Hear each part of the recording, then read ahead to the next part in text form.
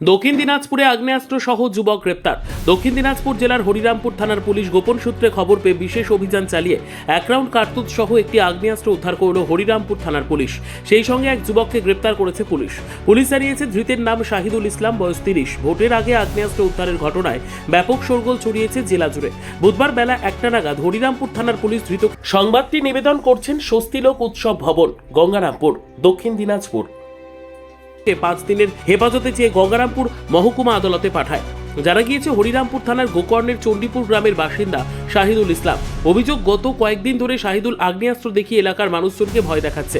গোপন সূত্রে খবর পেয়ে হরিরামপুর থানার বিশাল পুলিশ বাহিনী মঙ্গলবার রাতে চণ্ডীপুর গ্রামে শাহিদুল ইসলামের বাড়িতে হানা দেয়। এরপর রাতভর তল্লাশি চালায় পুলিশ। তল্লাশিতে উদ্ধার হয় একটি আগ্নেয়াস্ত্র ও 1 রাউন্ড কার্তুজ। এরপরই শহীদুলকে গ্রেপ্তার করে। বুধবার বেলা 1টা নাগাদ ধৃতকে গঙ্গারামপুর মহকুমা আদালতে তোলা হয়। পুলিশ অভিযুক্তকে জিজ্ঞাসাবাদের জন্য 7 দিনের রিমান্ডের আবেদন জানিয়েছে। ঘটনার তদন্ত শুরু করেছে হরিরামপুর থানার পুলিশ। সর্বোত্তম সুযোগ সুবিধে রয়েছে আতিথেয়তায়। সুপরিচিত স্বস্তিলোক উৎসব ভবন অতিথিদের যে কোনো অনুষ্ঠানের জন্য উপযুক্ত ওয়ান স্টপ ডেস্টিনেশন।